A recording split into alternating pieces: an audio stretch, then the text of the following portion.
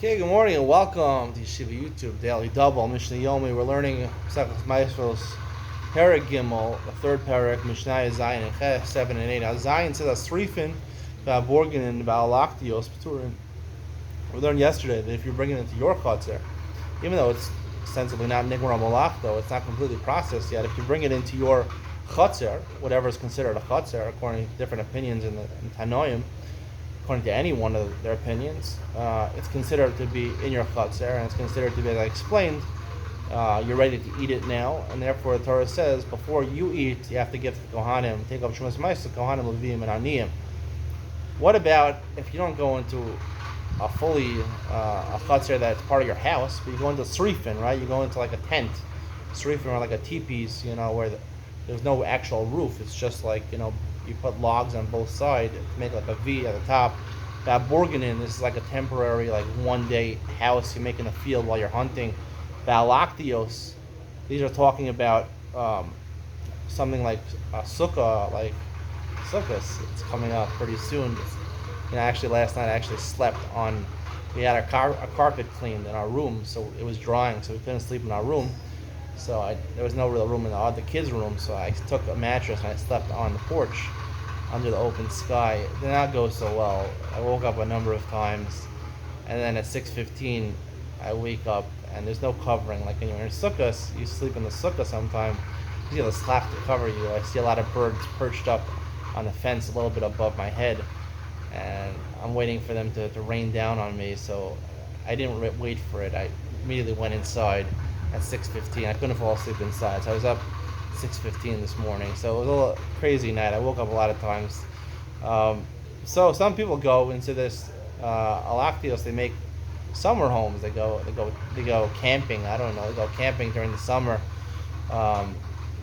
Makeshift, places in the field. Turin. These are not considered permanent houses. It has to be a permanent house to be in the chutzner, in the yard of a permanent house. Sukkos.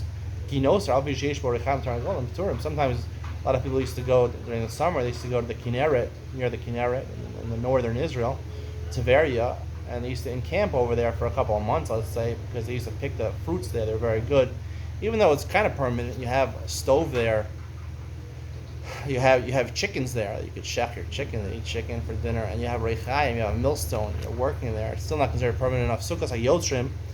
Let's say you have these sukkahs, these makeshift tents where you have two rooms. The pnimis,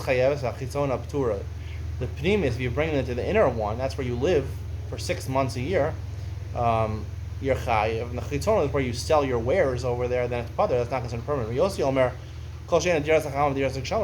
says no. It has to be a living space both for the winter and the summer. You only live in this place during the summer, even though it's 6 months. It's patura. We don't hold like Rav Yossi. 6 months is good enough. Sukkahs achak v'chav. Let's say your sukkah on sukkahs, right? Yehuda also holds sukkah ziros kva. Sukkah is a permanent structure, even if it's made temporarily. It's considered a permanent structure for a lot of halachos to mesechas sukkah.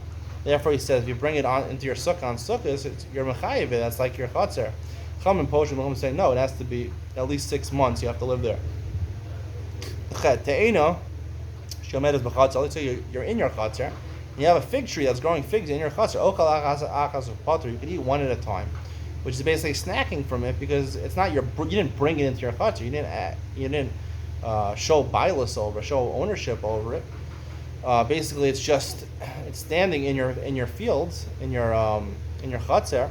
So you can eat one at a time in your potter. However, if you took two, that's considered achilas kva. Making a meal already in your chayav and Shemas Ma'is.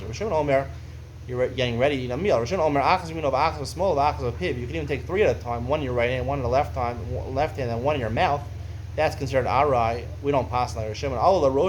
If you want to climb up the tree, you're a good climber of the tree. You want to go up to the top of the tree, then you can even fill up your lap with figs and eat as many as you want. It doesn't matter. That's still considered not permanent because you're not eating on a very stable structure over there. You have to go down to the floor to eat on a stable structure.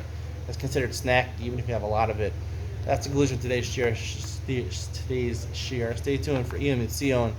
We're going to talk more about this first Mishnah Zayin, about 6 month structure and how does it add to the idea of a chutzner to be kovel, Shumos and Maasros, coming up next.